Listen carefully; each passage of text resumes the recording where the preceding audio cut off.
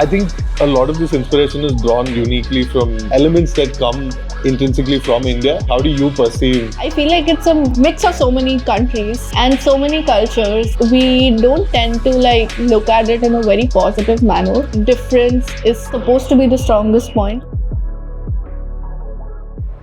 So, hi Akshata, how's it going? Hi, it's going good. How are Welcome, you? Absolute Born Colorless Yes. Creative Commune. Yes. First off, before we kick it off, how would you introduce yourself to someone who's maybe not familiar with your work? So I'm an illustrator. I live in New Delhi, and I think I would introduce myself as like my work as sort of like a journaling session. I think like since I started drawing, it's been a very personal experience of sort of illustrating my thoughts, and like I used to illustrate instead of journal, and like that's why I think a lot of my work has also like a writing aspect to it, that it will always have like a supportive text. So I think that's how I would introduce it, that it's like a visual journal of sorts. Cool, nice. And tell us a bit about where we are and what's your day usually like in this place we're in. We are in my home. This is my terrace. My day usually is like I wake up around like 10-ish. I'm a freelance illustrator, so I don't have a waking up time, thank God. Like in the morning usually, earlier I used to like sketch, like that used to be my first activity of the day. Like, just sketch a bit, like sort of draw and just get into the creative headspace. And then usually I have projects lined up, so I do work on that, and then I illustrate on my own, and then just here and there, like it's just the day passes, and I just like keep watching movies in between as I work. Nice. So Yeah, you mentioned this. I found that very interesting. How does that work? Like, because you're also working on like a visual. Yeah, I medium? know. I think like I have somehow reached a point where I need like a lot of visual stimulation to to stay engaged. So usually I have like 3 different types of movies that I watch when I'm working. In the morning, I essentially start off with something which is a bit more like serious and like slow of sorts, so that like my attention is more there than my work. And then I just keep like juggling between. In the middle, like in the day, I'm usually like rewatching something, because during like post 3 p.m. to like 7 p.m. is my prime work time. So like I'm usually just rewatching something. So I just need something to go on in the background. Like people use music, I for some reason use movies. Yeah, and nice. at night it's usually something new. It's way more something that I can focus on. Okay. And that's when I'm watching like a more like a subtitle film, like a different language and stuff like Nice. that. Yeah. I'm curious. How did you get into illustration design? Like, how did you find yourself making these things? It's so weird. So essentially, like I was in DU, I was pursuing philosophy, and drawing was just something I used to do like casually. My school teacher, like my arts teacher, like she did not like me, because like I didn't do my assignments on time, I didn't draw on time, and I was probably like the worst student in my class when it came to drawing. And that's like in 12th grade. And then first year I went to DU, I joined the Fine Arts Society. And that's where I sort of like, got into the headspace of illustrating, because I was around so many artists and I'd never been in a way that like I didn't have to draw a vase, and it didn't have to look straight. So I think in DU is where I learned that it just had to be something that I felt, and that's where the journaling aspect came to. Initially, like my drawings, I don't think so. It's been probably like 4 or 5 years since I've been drawing properly, illustrating properly. And initially it was a very like, I used to sort of just get my words in and make like a word association sort of thing to get the practice going, because ultimately I started using it as to like understand myself better rather than any other thing. And then the society, like the Fine Arts Society there, the people like really motivated me to be like, you could actually pursue this as a career. And I was like, maybe I can. And then COVID hit, and then online education, I wasn't enjoying it anyway. And then I was like, okay, you know what, let me just like apply to colleges, what could happen. Okay. And so I applied to colleges. I was supposed to go to Parsons, and then COVID hit. And then I ended up going to Srishti, and then I met more people who were sort of on the same like, you know, path of trying to find themselves through art, drawing to understand themselves. And I think that was the thing that has also stayed now. I think the format obviously has changed a lot, but essentially it always has been a way to just understand myself better. Nice, that's amazing. I like the parallel between your drawing practice and journaling. I think it's very interesting because it is a very personal exercise also. Like I've always found putting image to paper from just imagination, or even like making music, for example, it's always kind of abstract and you have to start with a blank canvas and put something on there. Yeah, super interesting. I want to ask, how many people from a visual design or art college like Shrishti continue to practice art once they leave? Like, how many of your peers That's a very interesting still work question. in arts? I feel like most of my friends are designers. Like, they're more into visual identity and brand identity. I think once you get out of college, weirdly enough, even for a design field, people really just want a job. Like, you really get thrown into the, like, oh, you need to make money, or you need to sort of make choices where you can either do something you want to, like, take a chance on yourself, or you sort of just keep making money. And I feel like, I think essentially for me also a little bit, and for a lot of the people I know, that's the route everybody ended up taking. Everybody joins the studio, they start designing. And I think at some point, like, people do end up losing touch with their practice because, well, I think the worldliness of it hits, and you kind of need to make a living, you kind of need to earn money, and then maybe if you have time, you practice. Weirdly enough, I don't know that many people who are practicing illustration, but I know all of my friends actually, they are doing something that they love. It's just in a different setting than, I don't think so anybody is doing what I am doing. My field is very different that way. And how would you differentiate between the illustration practice and design? Because I feel like a lot of people who don't come from the visual art spectrum don't fully understand the difference between the two. Like, art and design can get confused with each other. Illustration feels like almost a part of design in general.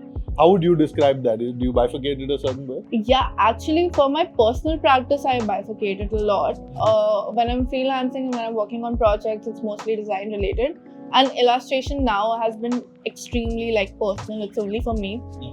I think it took me a while to sort of get there too, where I'm understanding why I need to keep it separate. I think the bifurcation also comes that obviously they can coexist, and I think there's a little bit of each in each.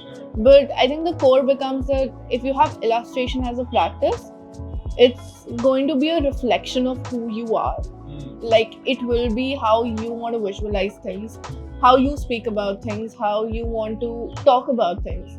And when you're talking about design, I feel like design is going to be a little bit more led towards what you want other people to think of. It's more external. Yeah, it's going to be more external. It's going to be more of like, if somebody sees your design, what do you want them to think of it?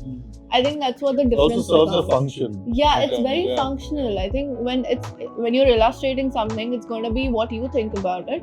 And when it's design, it's going to be what somebody else thinks about it. I feel that makes a huge difference. Yeah, I always used to feel this about, like, comic books versus advertising, right? They're both very similar in very little visual real estate. You have to say a lot. But I think comics take the liberty of telling a story in very deformed ways at times, whereas advertising has to be, like, very straight to the point and get to the messaging as efficiently as possible. I think that's the thing too. But you can have bad design. True. I think you can, like, design badly, but I don't think so you can illustrate badly. Yeah, okay, because that's everybody is just like, okay, this is how I choose to interpret things. What are you going to say? I think it's also like a form of expression in that sense, so it's very individual. Speaking of which, so how do you start a piece these days? Illustration. Let's talk about illustration specifically. Like, you open up a blank canvas. Are you starting with some kind of an inspiration or vision in your mind, or do you just kind of see where it goes? So it goes two ways. One is usually, like, and this is the most, like, 95% of how I end up drawing, is that I have a thought in mind and I sort of make correlations to the words, and I sort of think of the wackiest way to, you know, like, sort of illustrate that word. And that becomes my cue. I think all of my works will have a basis of that here's a thought I wanted to describe, and this is how I'm describing it. I think it becomes that, and the symmetry aspect of it all, like a lot of my works now have a lot of like symmetrical aspect to it. It's purely because right now I think I'm like in a very content space, and I feel like things are quite balanced. So I feel like different forms and different shapes also sort of like illustrate that. It's very emotion heavy. I think when I'm happy, I tend to illustrate very funky characters, a lot of animals, a lot of like creatures, because it's just like sort of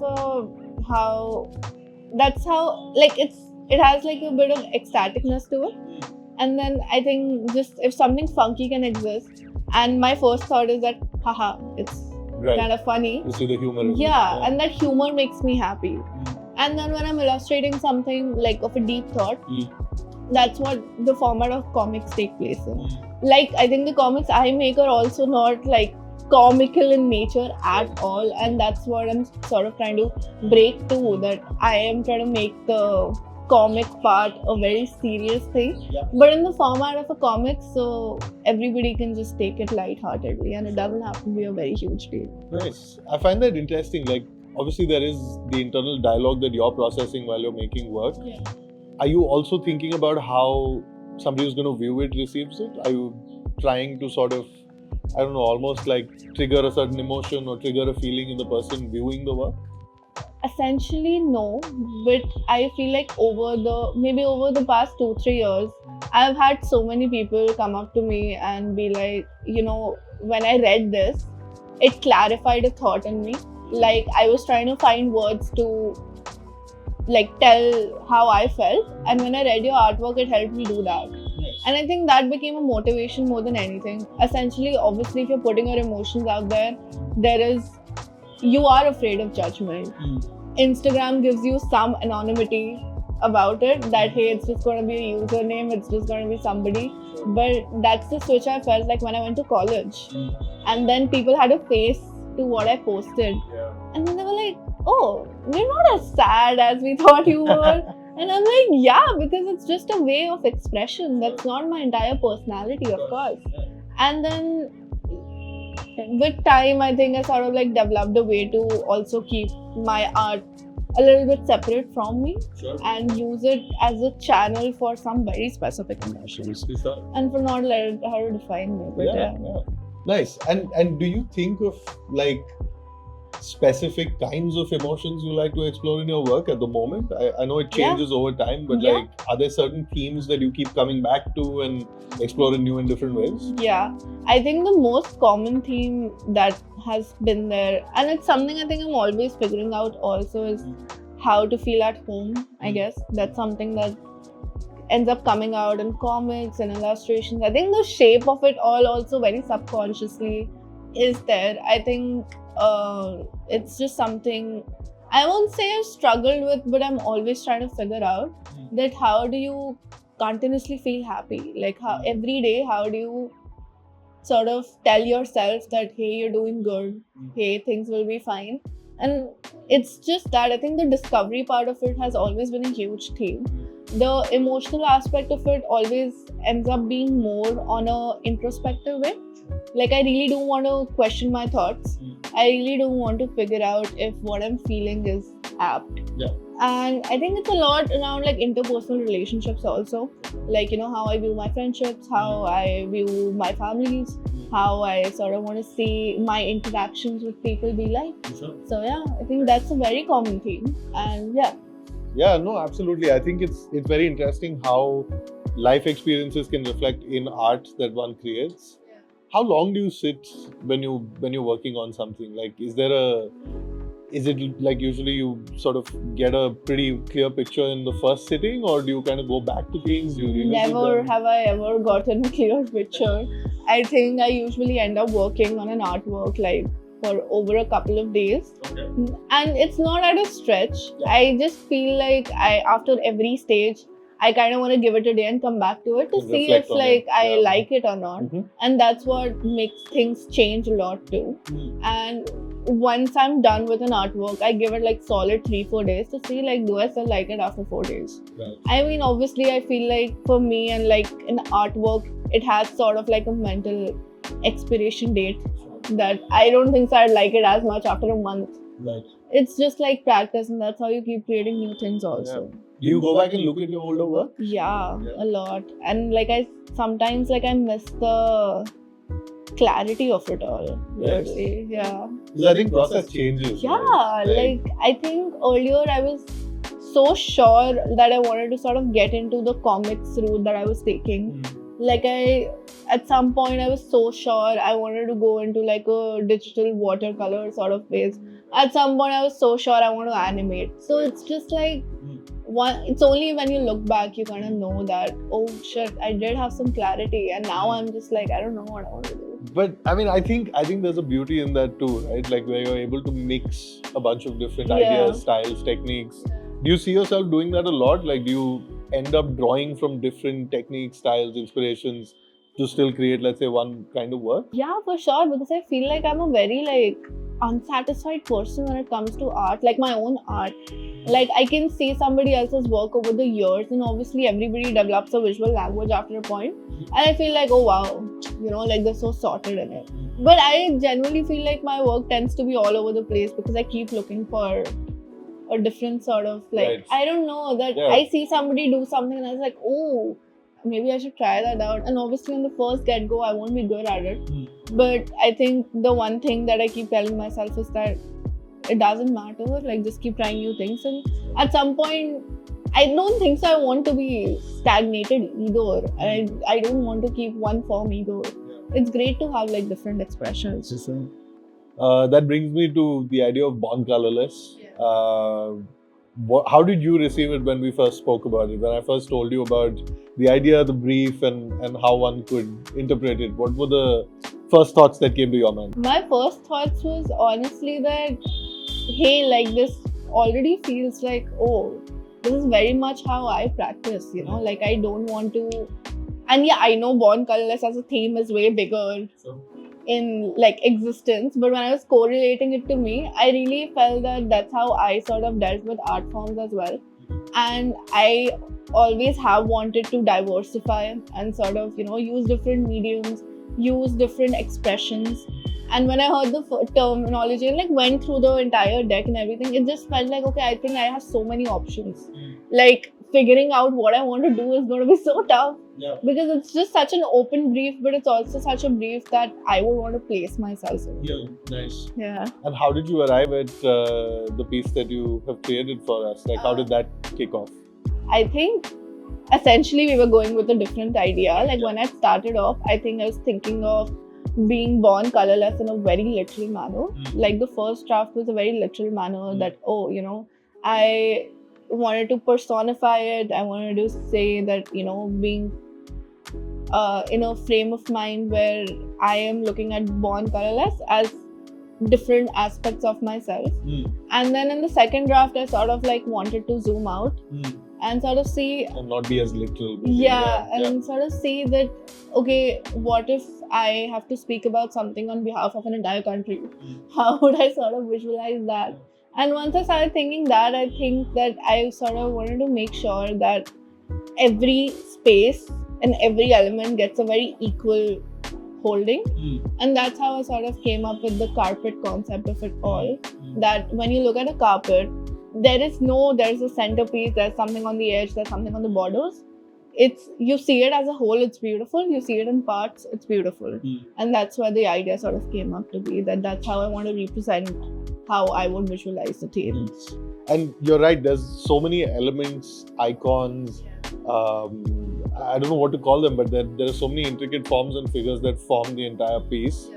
Where were you drawing inspiration from each of the individual pieces for? The overall thing obviously comes together as this beautiful tapestry, but like the individual faces, symbols, where were you drawing that from? It's so funny that like I mentioned, I usually watch a lot of films when I'm working. So a lot of the facial expressions and the features were from that. Okay. Because like I was just watching a lot of regional films and I was like, you know, it's kind of crazy how the eyes are always in a certain manner, the mustache is in a certain manner. Can I ask what film were you watching? Like what kind of cinema were you watching? I was watching this Malayalam film. The title is very tough for me to pronounce, but it's Fahad Fasil's film only, where he swallows a gold chain. I don't know what I'm saying. Trance? No, I don't think it's trance. It's a long title, and Okay, it's gotcha. in I can't. We'll put it pronounce in. We'll put it in so people can. Yeah, find it. yeah. And basically, that he swallows like a gold chain, and the woman sees it, Okay. and then it's just like it's a niche concept of a film, but it's very clever in the way it's built. Yeah. And then I was just looking at Fahad Fasil's features, and I was like, you know what? Like, if I just sort of take a person that I really admire from every culture, Sure. and maybe just draw from features from that. So Nice. yeah, I really like Fahad Fasil. Nice. No, Fahad Fasil is awesome. He's so good. Yeah, so that's I was awesome. just like, I was just thinking of like, this man plays so many other roles. Like he's different in he's different in Avesham. Sure. He's yeah. different in like all of his films. He's different in Joji. Yes. So it's just like if I'm sort of looking at one person, but in different forms. Hmm. So that was my idea, that if I'm drawing one face, how many different forms can it have? Nice. And then all the elements were sort of inspired from. I was just going through like I was not trying to get too literal with it. Sure. I really like mythological characters. I really like the history of a place.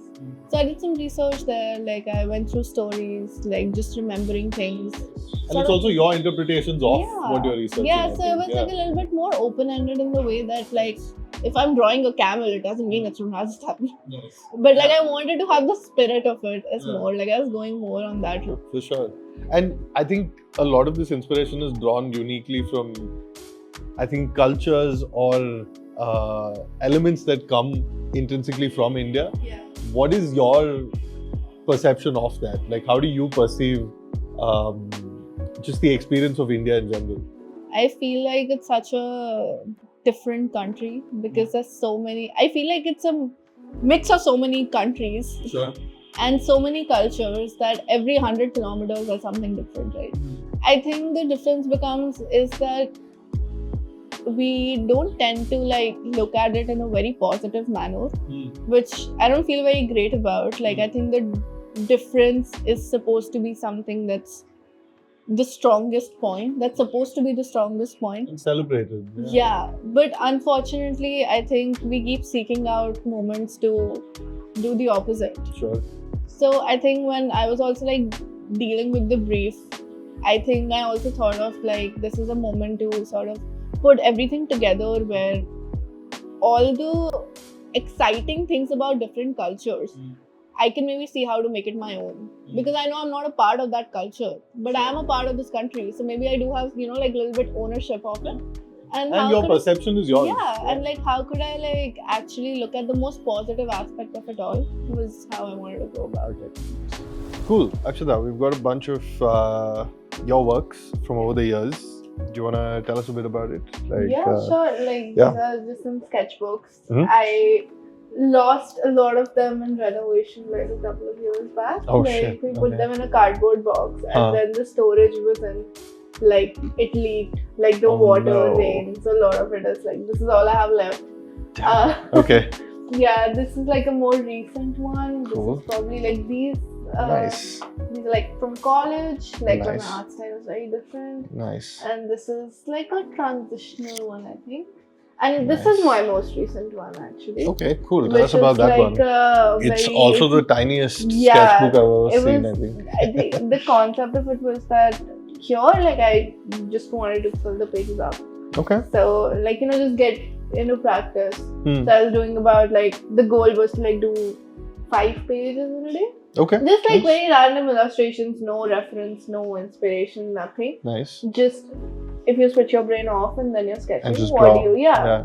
So like also like a lot of like random elements come from this. Right. I think. Which could then inform maybe a different piece. Yeah. So Cool. it's just like Nice. that, and then yeah. Nice. Very cool. Do you also carry a book around with you?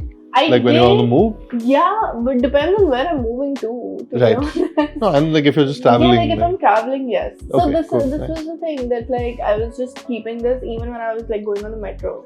Okay. Because Nice. it's just like a very quick sketch. It's like a under Nice. 2-minute thing. Nice. So I was just doing It's almost it like an from exercise. everywhere. Yeah, Yeah. like this was because I think I was like a bit out of practice Sure. for sketching. So I was just Cool. like, you know what, I should just have something and this fits everywhere. Nice. So this Nice. was it. But back then, honestly, I used to carry a sketchbook everywhere. Everywhere. Yeah. Yeah, I think nice. like a little bit lost to practice. Nice. Fair enough. I want to talk about this one. Yes. This looks so cool. Like, how do you describe this? Like, what was this? How did this come about? Okay, so this is essentially a scene. Mhm. A couple months ago, like I got really into like the origami folds. Okay. So the point was that I just wanted to like really experiment with the form Mm-hmm. and sort of make abstract tree friends. Okay. So I am not hugely into plants. Okay. Like no, I'm not a crazy plant person. Okay. I really like the form of it. Hmm. I think the trees, especially the tree bark structure, rather more than the plants. Mm-hmm. So it was just like a sort of mythological like connection to trees, like you know how Hmm. a lot of different like over the history, a tree has also been a representation of a lot of things. Hmm. So I kind of wanted to like if you see the sketching pattern, Yeah. it's to like reference the bark sort of texture. Okay. So Nice. yeah, basically add some liveliness to it and stuff. So Cool. it's Nice. abstract in its contrast, but essentially like unfolding the tree Nice. with the layers. I of love it, that. with the contrast Yeah, of super it. cool. I also like the form a lot. Yeah. I think you had another thing you showed me, which was the, I don't know what Yeah, it's called, yeah, the game the- that we used to play in school. Yeah, the origami one. Yeah, yeah. What about this one? Turmeric. So this is like a recent project I worked on. Okay. Turmeric is like a new magazine up Okay. and coming. Mhm. It just had like a volume 1 and Krupa, whose magazine this is. Mm-hmm. She reached out a couple months ago and she really wanted to put my artwork on the cover. Nice. So I was like very happy with it. That's and, like, awesome. You know, yeah, I think it was a great project to be part of. Nice. It's designed also like incredibly. Yeah, it's a beautiful, beautifully designed book. Yeah. Did you only do the cover or did you do yeah, other bits as no, well? I only did the covers. Nice. Yeah, but it was like Arsh did the design. Cool. Right. Nice. And yeah, so like this is something I wrote. So Okay. that was like a very cool part. And like I On the think mountains, they dance, flickers, and fades, but the constellations keep watch. Nice. that's like what Love the it. artwork was about. Oh, there's I like a think- little drawing activity in there also. Yeah, so that Cool. was really cool that like Nice. you know more just the like over a magazine you really just see like a Hmm. cover art. Hmm. But it was very nice when they asked me to give like a couple of lines about it, and Yeah. they actually ended up putting it on the back That's because epic. it's like yeah. a cool detail that oh this also something I wrote. Nice. So, Nice. yeah, Awesome. it was fun. What do you think about zines in general? Like, I really like zines. Magazines or zines? I think zines. Zines, Yeah, yeah, zines. Yeah. zines honestly I really like. I Mhm. think that's how I sort of develop a comic flow as well. Hmm. Like zines add a lot more to Hmm. storytelling is what I felt like, Hmm. and hence I really wanted to experiment more. Hmm. Like I essentially did a lot of origami zines. Hmm. So I think the way you fold it, unfold it, I really like having a lot of stories in one place. Hmm. So a zine really like allowed me to, you know, just have too many stories in one place. Hmm. And obviously it's connected by something bigger. Hmm. But I really like the, you know, like looking at something as part of its whole, Hmm. and the part also being the whole. Yeah, for sure. Like it was for a sure. it's a very cool. Yeah, I think the origami also makes it interesting because it fully changes the form, Yeah. right? And then how you perceive illustrations are generally two-dimensional, but this almost gives it a three-dimensionality to it. Yeah, for sure. yeah, I think it's fantastic. more than like I think it's also a user experience. Yeah, Horrible totally. word for it, but Yeah. like ultimately, like the way you open it also changes the meaning of the zine. For sure. Is what yeah. I've noticed. I know like a lot of people essentially when they're looking at a zine, they don't really know how to go about it. Hmm. So you always need to like tell somebody how to open it. Yeah, But I think the best part of it is how they try to figure it out by themselves Hmm. and how they open it, and it's in a way that how they want a story to unfold rather than how I wanted it to unfold. for sure. Yeah, Yeah. yeah. And when you're doing sketching or making zines like in a more physical medium Mhm. outside of say the iPad, Mm-hmm. what kind of tools are you playing with? Like, is it watercolor or oil or pastels or pencils or what do you play with? Like I mostly for my zines I mostly use pens, Mhm. but like I also did like a zine which was just like oil color. Okay. So like I really do like using oil colors too. It's a very new thing, so Nice. it's a very personal practice. Like I'm still trying to develop it. Sure. But I think I really like the texture of it and the messiness of it and the blurriness effect it creates. So it's like it's very nice texturally. Like it's a little difficult to incorporate that into a zine Sure. because it gets very messy Yeah. if you have too many handprints on For it. sure. Yeah. But that's something that I'm like experimenting with. Like if I can mix those two mediums, I think Cool. it's like a Nice. blast to just look at. Nice, for sure. Yeah. And have you ever experimented with like mixing something drawn or colored on paper with digital at all? Yeah, like essentially all the illustrations also, like the basis of the sketch is something that I draw on paper first. Got it. It's just easier, like I feel like learning how to draw with a pen, like the iPad was something that there's a lot of help in it. I think, you know, like you can correct a line, you can sort of make a circle the perfect way. And I think whenever I draw, I really like that imperfect raw feeling in an artwork. So for that, my base sketch will always be on pencil and paper. So that like whatever the mistakes are there, and I really like when the lines are not straight. Yeah. To even beginners, I can't draw a straight line even with a ruler. Right. So I think I just really like if it enunciates that feeling. Cool. And it adds like a touch of personality to it. So Cool. definitely, like paper pen is my first Nice. go-to. every That's where you time. start, and then if Yeah, it gets yeah, the iPad, yeah. Okay, cool, nice, awesome. Is there a design language that you constantly end up seeing in, let's say, Delhi and Dwarka, where you spend most of your time, that you seem to draw inspiration from? Like, so there are a lot of like railings. Okay. And like the railings have a lot of patterns, and they're very symmetrical patterns. So When you like say you know, the railings, these are like balconies- boundary railings, or? like the balconies have the, Right, yes, okay, yeah. What else do you call it? Yeah, I guess, yeah, Right? railings, yeah. Yeah, so those patterns like tend to like really inspire the symmetrical basis of a lot of artworks. I think in Dwarka you don't really see that much art, to be honest. Like it's a mural here or there. Right. But that is something that like I think it's really interesting because essentially it's a part of every household. But it's different. Sure. I don't think so it has like a crazy basis for it being different. Sure. But it's really nice that like, you know, I think of it that a carpenter sort of thought that I want to design a railing in a certain way and it would make a mark for him but not for anybody else. Right. So it's just like a very small thing that I end up noticing a lot, that, you know, this railing has a flower instead of a triangle. And that really inspires me. I was very cool. Yeah. Awesome. How do you know when your piece is done? Like, or any particular stage of the work is done? I think that I sort of try to equate the you know, like how I was telling you that I need to have like a basis to it. Like there will be a journal writing thing that goes before. I want to write out my concept before. I want to see what I'm trying to talk about. And then I sort of put it aside. And then I try to make a second meaning just based on the visuals.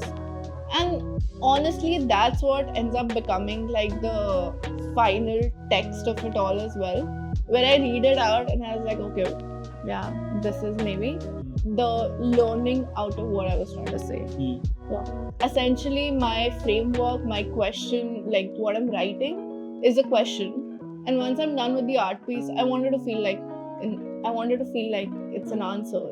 So that's how I sort of know that I feel like, oh, you know what, like I think this is what I was trying to understand. That's how I make myself understand things. Nice.